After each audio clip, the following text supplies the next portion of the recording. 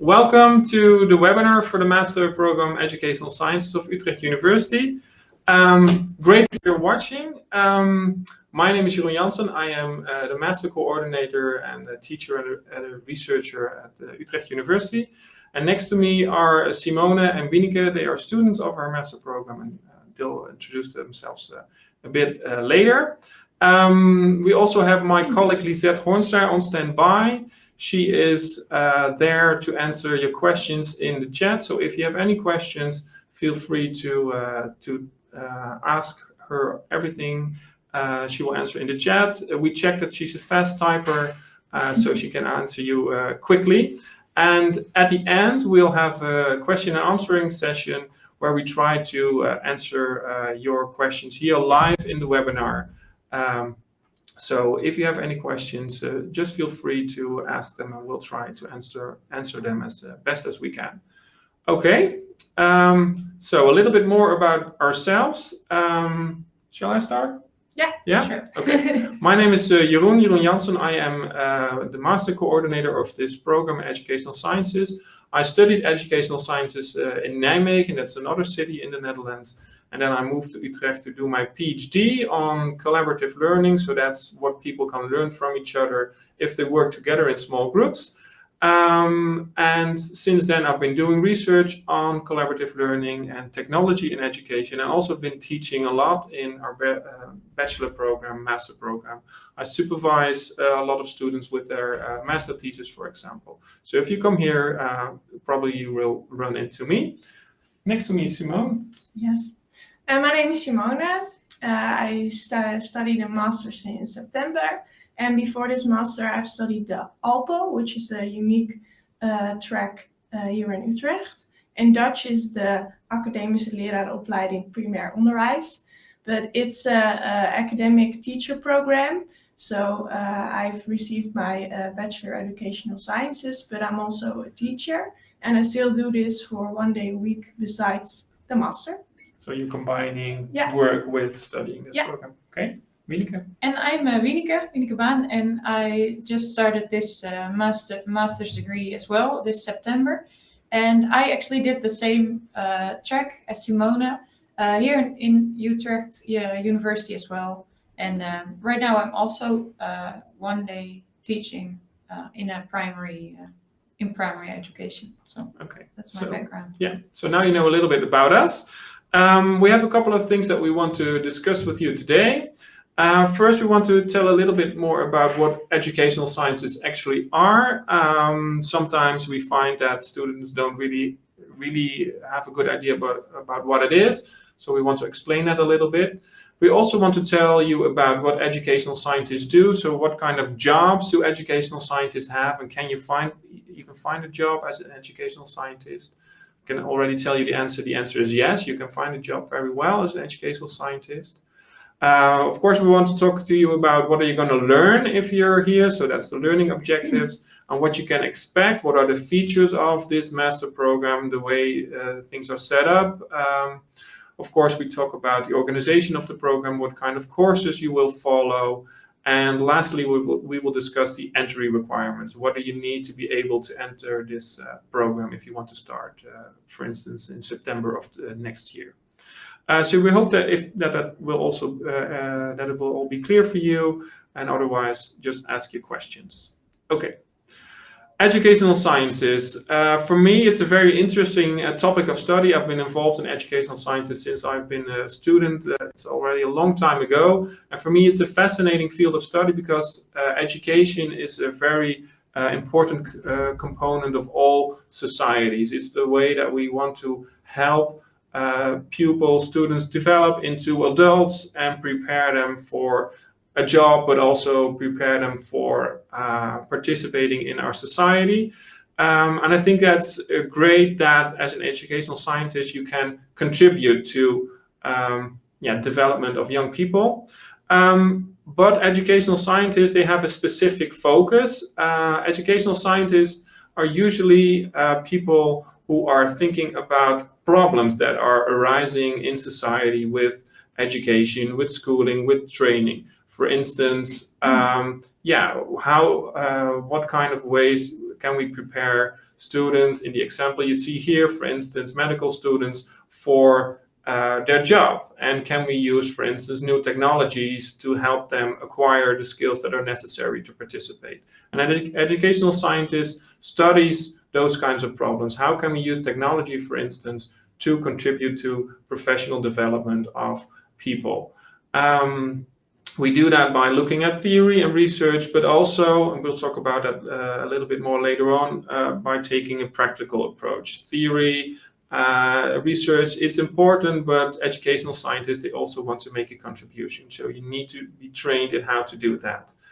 There are many discussions always going on about education, and I always say that in the Netherlands you have 70 million inhabitants, and we also have 70 million trainers of the national soccer team, and we also have 70 million people who think that they know something about education. Well, of course, everyone went to school, so they know something about education, but by making to make an informed contribution to all the problems that we see in education, yeah, I think that requires something else, and I think this master program will help you to contribute something to that. Yeah. Next one. Educational science as a discipline.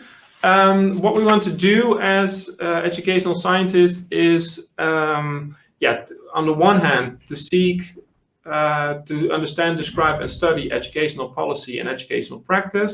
So we want to know what's going on in classrooms. We want to know about how people learn. We want to know about how people are making policy about education. That's the one thing that we want to do. But on the other hand, educational scientists also want to make a contribution. There are many issues in education and learning and training, and we want to make a contribution to that. So we want to help to solve the problems that we see in education. Maybe it would be nice for you guys if you could explain why you chose this master program and also what attracted you in educational sciences as a discipline. Yeah, shall we get? During my bachelor, there was a really clear connection between theory and practice, because I was already practicing my teacher skills in primary school. And after that, for me, it was quite clear what I can do with educational sciences in the classroom. But I was very curious what I can do also outside the classroom, because I think it's really nice to think about education and how you can organize that for all people in an effective way. And therefore, I wanted to look broader than just a classroom. And therefore, I chose this program. Yeah, so you want to extend. You had a focus on primary education. Yeah. You wanted to see other issues as well. Yeah, beyond. and also I still like the focus on primary education, but you can look from that at different perspectives. Yeah. So I'm very curious, for instance, about the policy side and how is that organized and how did you organize it. How was it for you, Bianca? It's a little similar. I also, of course, started with, in primary education. I saw a lot of, so you work with kids a lot, of course, and I like that. But I also, during those years, just came to know that I also really like working with adults. So I just wanted to do a little bit more than only the classroom, what you said as well. But for me, it's also like the training part, which you talked about a little bit also. That's what really interests me. How can I help people by helping them develop, and not only for young adults, young people, but also within organizations? How can I help organizations develop or implement new strategies or whatever that may be? So the training part in people's minds and also within groups, I really find that interesting. Okay, it's really nice that you say that. So also, I think you're talking about professionals, and professionals could be like educators, teachers, but it could also be like a whole different discipline. Yeah. Is that also something that you find interesting? Yeah, and especially within this master, that's a really nice thing about this master as well. It doesn't only focus on primary education or education in general. It's also nonprofits or even commercial organizations. Organizations. So yeah, so also business. business, yeah, for okay. sure. Yeah. Okay. Well, good to know. Another thing that we can show you a little bit that gives you a little bit more idea of what educational sciences is and what educational sciences do is show you this. This is examples of the jobs that our alumni are taking at the moment. So you see that, like Wieneke already explained, that you find them in all kinds of sectors. You find them in educational organizations like schools for vocational education, universities, or universities of applied sciences. We have them here in the Netherlands. But also like in corporate business sector, like for instance banks like ABN AMRO, or consultancy firms like KPMG or Triumph Float. They try to contribute to, for instance, the professional development of the people in their organizations. That's what educational sciences do over there. And like Simone said, they also involved sometimes with policy. So they work for government organizations like ministries, but also sometimes and other related organizations like the Educational Inspectorate. You find educational scientists. And you often find them, for instance, in hospitals, where they help for the development of, the nurses and the doctors who work there. And you find them in research, doing research on, all kinds of issues in primary, secondary, higher education, or even vocational education. So the University of Twente, you find them at University of Amsterdam. So they end up in lots of different sectors, which means that our master also has a quite broad focus. We focus on lots of different topics, and we don't only focus on one level of education like primary or secondary. We look at, everywhere where people are learning. There are issues that we find interesting and that we try to help our students develop in contributing to those issues that we see there. Okay. Okay, then we need to talk about what are you going to learn then to be able to be this, broadly educated educational scientist that's able to work in primary education, but also in, for instance, commercial sectors. Then we need you to have, on the one hand, really sound academic background. So we are going to teach you about developing, evaluating, and improving learning processes and environments. And then we're going to look at different contexts and settings. Of course, we're going to look at classroom situations. We're going to look at non-profit organizations, but also commercial organizations. And we're interested in all phases of life. So not only, young students in primary educations, but also students in higher educations. And we're also looking at what is happening once you finish your formal training. So how do employees or teachers or educators develop, and how can we contribute to their development? Okay. Then what to expect if you start your master program, Educational Sciences. Well, you can see that we have, also if you look at the website and the brochure, you see that there are different foci. On the one hand, we focus on instructional design and evaluation. That's thinking about, okay, how can we design learning environments for young people, but also for adults that support their learning and their development. And we're looking at organizations. How do organizations work? How can we help organizations to function better? And how can we make organizations in such a way that they also allow their employees to develop? We're always looking at processes of learning and development. I think that's a common theme.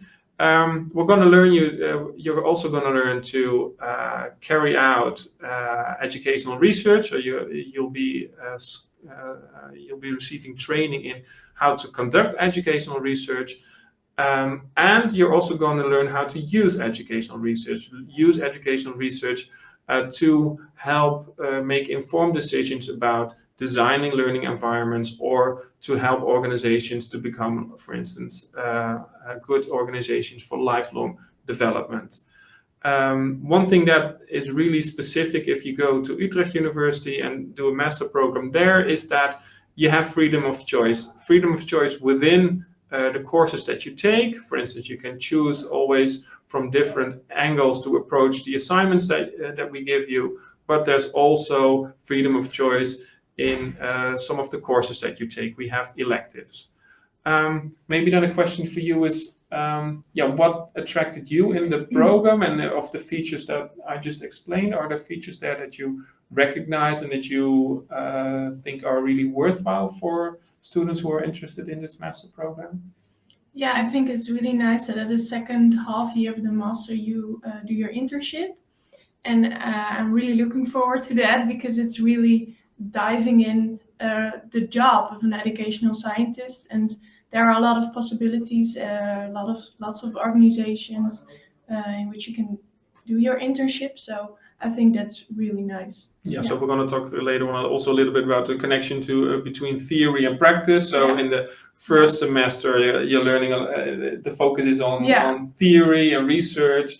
And for instance, if you do the internship, then it's about translating the theory into, practice. Yeah, and I think for lots of students, the internship is one of the highlights of the master program. But I also think the instructional design and evaluation and learning and organization, those two first courses are really helping you to remember all those different theories, and I think it's really useful for your internship. And a nice thing is that those two they go throughout the master. So the other courses are also kind of organized in a way that you have those two in there. So you can either choose for example, now we're doing a paper on a relevant educational issue, and you can choose to do it either in the area of learning in organizations or instructional design and evaluation. And you search for relevant theory, and then you take your own stance within that. So it really, they really, how do you say that? They make you choose what your perspective is on those theories and on those relevant issues. So that's really helpful. Yeah, so we're not saying this is the way to do it, but you have to find your own way there. Yeah. Okay. Other things that you recognize in the things that you've seen so far? Because you're now like here, you started 3 months ago. Yeah, going really fast. It's 1 year, that's really fast. Also, I think the electives, we just talked about what elective courses we have. And I follow Laws and Psychotrauma, which is a course from clinical psychology. And that's really different from your elective course. Yeah, because I'm doing nudging. So how can you nudge people in a good way to make their behavior or make them behave in a better way, or help them to become healthier, for example. Okay. So I think those are really good examples of what you talked about before. This master's very broad, but it's not that you are graduated and you really don't know what you're going to do, because you're really focused on your your interests, and I think that's really nice. So that's a particular thing that we try to develop in our students, to make their own choices and see whether they really can do what interested them, and also what fits with their purpose for starting this master program. Okay. I had another slide on what to expect. So we already talked a little bit about the connection between theory and practice, and I think that if our alumni would only be like scholars that only look at an educational issue from an academic or research perspective, I think that wouldn't be sufficient. We have the mission that our students really can contribute to issues in education. So whether they are in primary education or whether they are in commercial organizations, we want them to be able to contribute to solving those issues. So a big part of this master program is becoming what we call an academic professional. So having a strong basis in educational sciences, knowing the theories, knowing the research, but also being able to translate that to, in an internship assignment, for instance, or if you graduated, to be able to function as a good educational scientist in that organization. So we focus also a lot on preparing you for your career after this master master program is finished, we try to give students lots of information that help them make decisions towards their career. We call that job market orientation, knowing what is out there, also knowing your own strengths and the things that you have to develop to, to be able to get that job that you really, really want to have. There's a focus on career services, or is actually a service that this university offers, is thinking with you about, okay, how can I present myself as an upcoming academic professional? How do I, for instance, behave in a job interview, for instance? We're training you to become an academic professional. And I think that internship that Simone already talked about is really important there. I think that's the place where for most students, they really learn how to apply all the things that they've learned in their bachelor and also here in this master in their in a real organization with a real issue that you need to contribute to.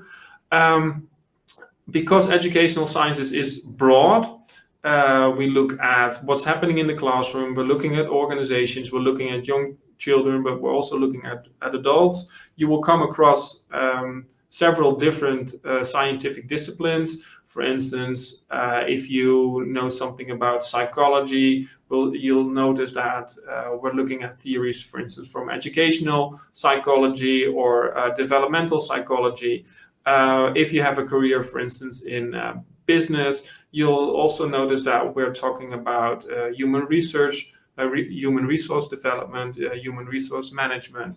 And we think that having extensive knowledge about those disciplines and also being able to blend them, to combine them, to solve educational issues is really necessary to become a good educational scientist. And that is also what we want to, what we're going to train you in.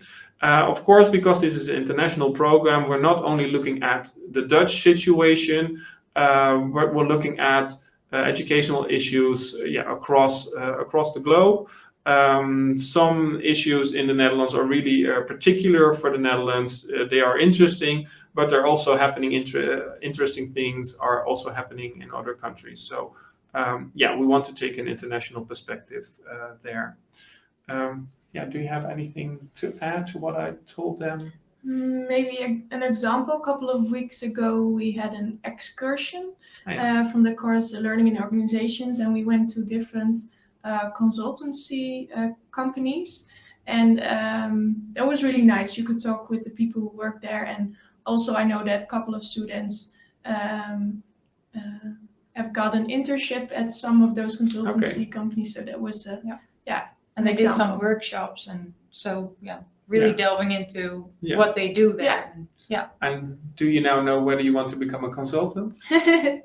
Well, they sure give you information about that. Yeah. Even people who did our master and now are working there, and we can ask them questions like, how was that the overgang? The transition from the study to work, and what you like about your work. And for me, it was very exciting work, I think. So I would so I think those things like excursions, or sometimes we also have people coming from the outside in to tell about what they're doing. It gives you an idea about the possibilities, and also you can then start to think about, okay, is this something that I want to pursue? And if that's the case, you can talk to them to find out what you need to do to prepare yourself for that. And then and also maybe the opposite thing might happen, that you find out, okay, this is not for me. I think that's also a good thing to know that, okay, this is something I don't want to pursue. So I think that's a nice thing that we're doing here. We're helping students, to know more about what lies in the future, and help them also make decisions that help them to realize what they want to do. Okay.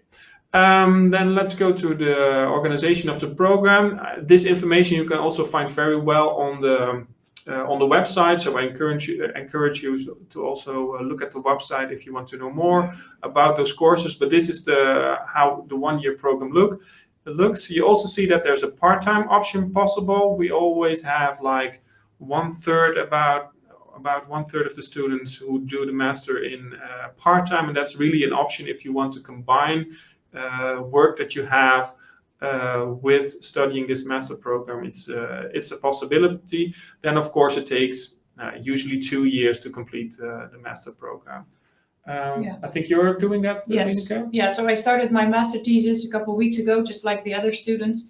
And then I decided to move it to next year because I'm right now also working and I have my own small organization on the side, and it's all very exciting stuff, but you want to focus on the right things. So, and you don't want to, we want to enjoy it too. So I decided to do that next year. So it's really a nice way of just dividing your attention and being able to choose what you want to do now and what you want to do next. And so there is flexibility in the program. We can help you think about, okay, is it the best way to do the internship first and then the master thesis later, and should you do that in the first year or in the second year? Because you could also do your internship later, so it's not like you have to, you can only choose to do your thesis. Usually we have our tutors who are able to help you with making those choices. So I think that's really one of the nice things also of this program, that you're able to do it in part-time. We see that, of course, it's a difficult situation combining work and usually also private life with, well, that's of course the case for everyone, but usually some of those people also, some of those students also have families. Combining that is a challenge, but it is possible if you really want to get this master diploma in part-time. It's possible. I also want to show you some quotes of students who graduated last year, what they enjoyed about the master. For instance, if we look at what they're saying, most of them say, okay, the internship is really valuable. Simone also explained that she's really looking forward to it. Yeah, you really get the experience of what it is like to be an educational scientist, and it's really excited. And we also find that internship is sometimes like a first step towards a first job as an educational scientist. So some of the students, they manage to land their first job through their internship. So it's also a good way of getting connections in the field of educational sciences and also to learn about organizations. Maybe to add, that was a really een verademing voor mij. Relief or? A relief. It was a huge relief because at those workshops that we just talked about, one of those master students that is now working as a consultant, she said that most of her fellow students, they ended up working where they had their internship. So there's a lot of work and you will get a job somewhere. Don't worry about that part. That will be fine for sure. Okay.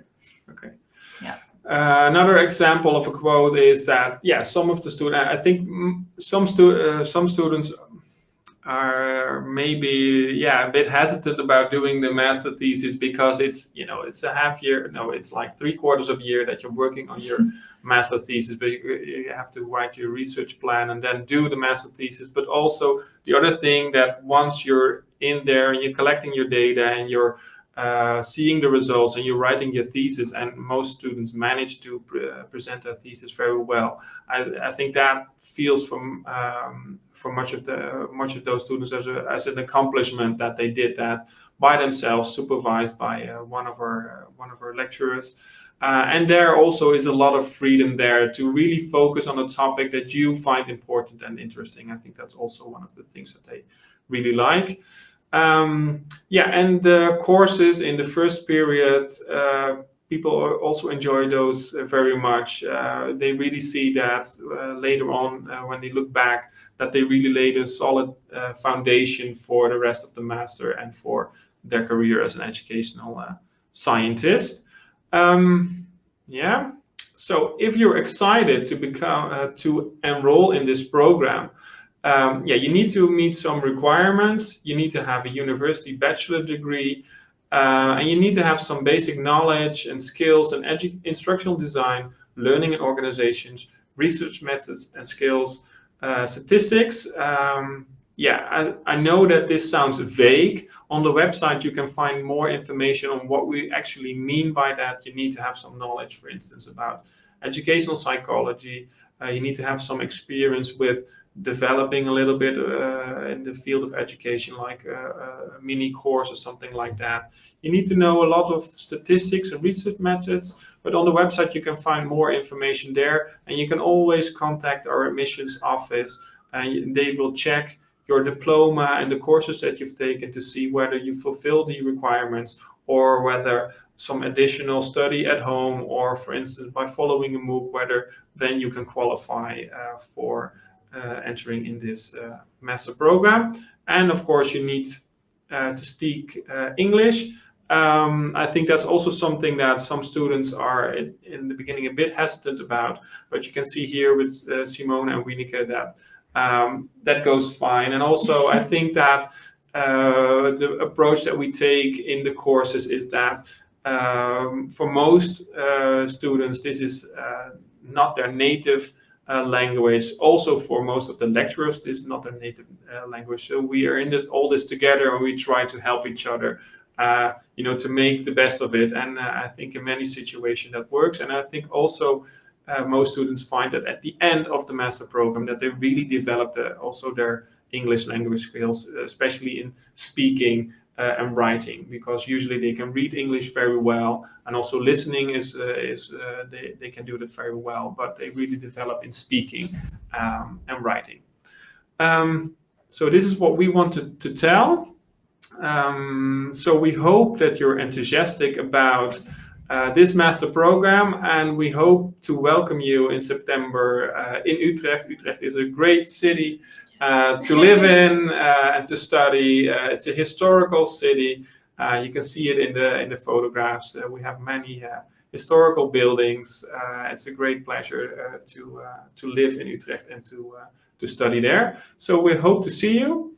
And then we turn to the question and answers session. So we're going to look at the document that we have in front. And how much time is left? Yeah, we have about 10, 11 minutes to answer questions. So let's see. Bauke asks, Wieneke or Simone, where do you see yourself working after the master's program? Good question. We already said a little bit about that, but yeah, maybe. Yeah, I'm really thinking about that right now, or really during the whole master program. You're thinking, what am I going to do? But I really like working as a teacher at the primary school, so I think I will continue doing that. But I will also think it's really nice if you can combine that with maybe another job at a different organization, but maybe also at the school by maybe, for instance, at the school board, if you can help the school by developing, but maybe also at another organization which has which looks at the policy for education. So maybe a combination, or maybe just at the beginning working as a primary school teacher. You still have all the options. Yeah. Of course. Yeah. So that's nice. Yeah. How's it for you, Wieneke? Yeah, and for me, I really like the idea of becoming a consultant, but I also think that for sure, if you're, for example, an entrepreneur, you want to have your own business or organization or whatever. I think this is very helpful as well, because it helps you to see where problems are and where solutions lie. And yeah, that's a very interesting thing for me as well, to just see all these different views and use them in my other work. So yeah, I don't know where I will end up, but I will for sure use the knowledge right now that I'm gaining right now. Okay, Yeah. I think we answered that question. Then we have another question from Mace. How many people start with this master per year? How many people graduate per year? I think this year we started with about 100 students. I think that's also a bit our average each year. So we have 100 students each year starting this master program. Sometimes it's like 10 students more, sometimes 10 students less, but on average it's about 100 students each year. So that's it's quite a big group of students who start this master program. And Mace also had another question. Maybe you can answer that. Are the seminar groups or lecture groups, are they big?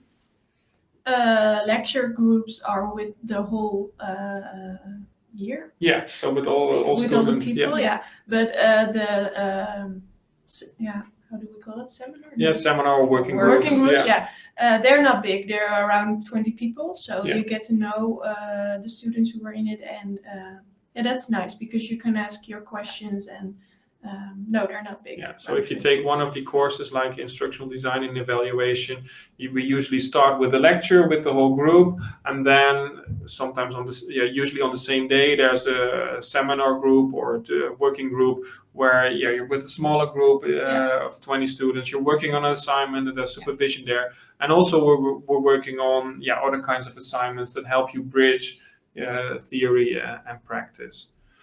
Let's see, what are the other questions? How about the variety of students? That's a question that Nancy asked. The variety of students that enroll in the program, are there a lot of students from other disciplines as well?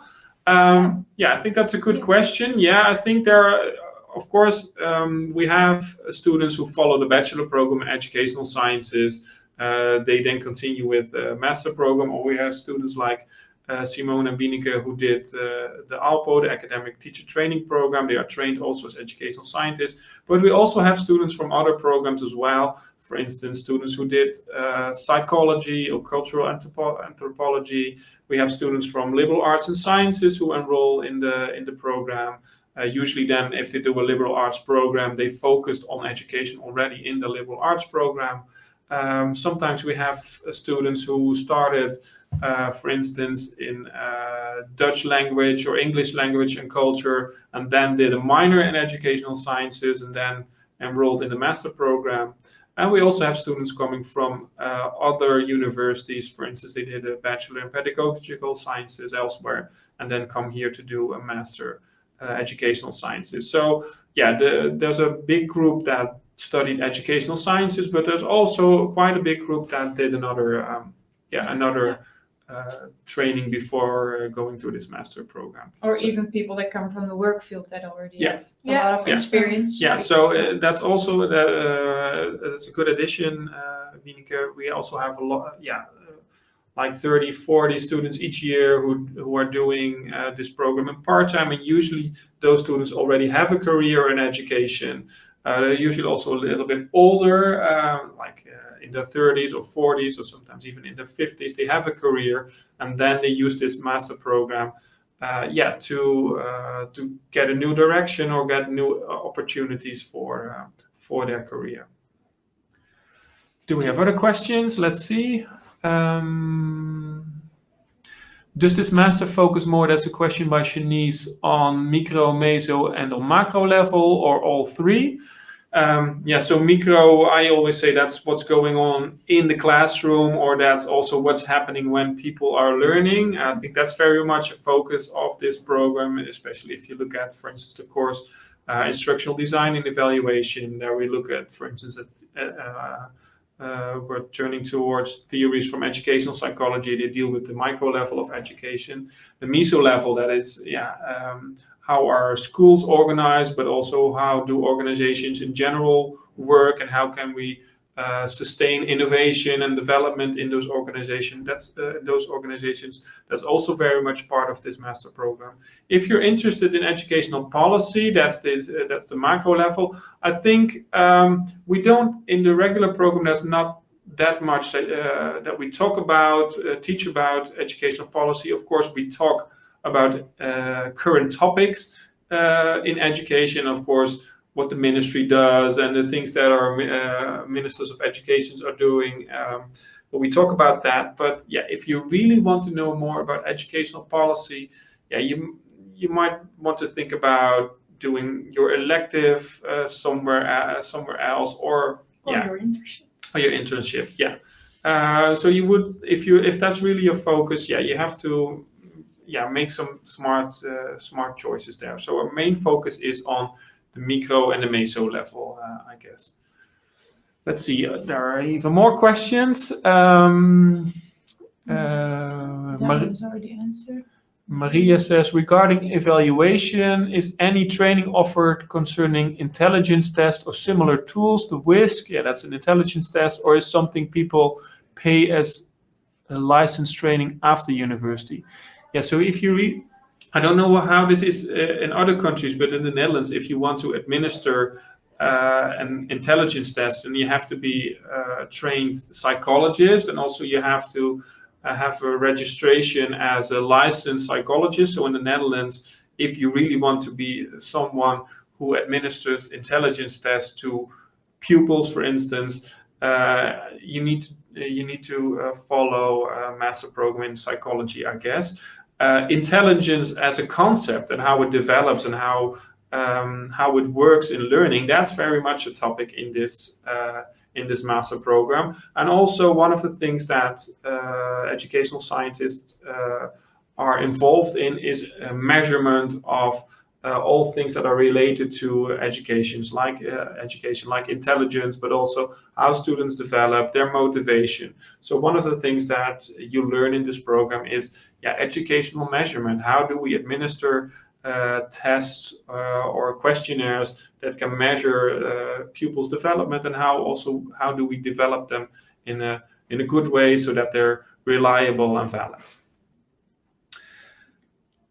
Do you want to answer a question? Oh yeah, Nancy, is there also some group work included in the program to connect to people from those other disciplines?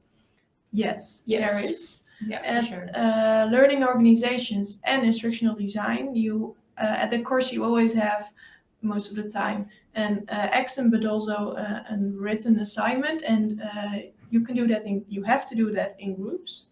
So and you connect with those other people, and you can choose them. You can choose your other students yourself. So So we for the working groups or the seminars, we mix the students. So they're all students with all different backgrounds in one seminar group, and then you get an assignment that's usually a group assignment. So then you divide into groups and work with people also from different backgrounds on that assignment. And I think that's also one of the nice things that you can learn also from people who have lots of experience in related fields or in different disciplines. They take a different viewpoint than your own viewpoint, and that's very interesting, and also leads to different solutions and interesting discussions. So last question, yeah. And for Simone and Wieneke, with your experiences now, how do you feel about the way of teaching in the masters, since you are also becoming academic professionals? That's a very good question. I like that one. Yeah. So we have to evaluate you. Yeah. So how do you evaluate you? Yeah. How do you evaluate the teaching that you're receiving here? Because you're teachers yourselves, of course, and you're also developing as educational scientists. So how do you? I really like the way we teach here, because it's being taught here. Sorry, I'm a little bit. It's really you really are being trained to be a critic of everything you read, and that's what I love about the University of Utrecht. We read a lot. There's a lot of views. There has been studied so much, and now you have to become a critic of everything you read and take your own point of view, stance. And I think that's really a huge But then plus. if you do that on the program itself and the teaching that. I want to add that because the teachers also know that we will become educational scientists, so they really value your opinion, and you can really evaluate the course. That's also you also do that after every course, so you can you can share your opinion, and you can help us improve also and that's the courses. Really I think. You're satisfied. Yeah. That's good to hear. Okay, well, I hope that answered your question, and I hope this webinar helped in getting to know this master program and helping you make a decision on whether this master program is something that you want to pursue for your career. Thank you for tuning in and for watching, and who knows, maybe we'll see you in Utrecht sometime. And I think our email addresses are in the slides as well. So if you want to ask questions to one of us, you can just send us an email. Okay, thank you, and goodbye. Bye-bye.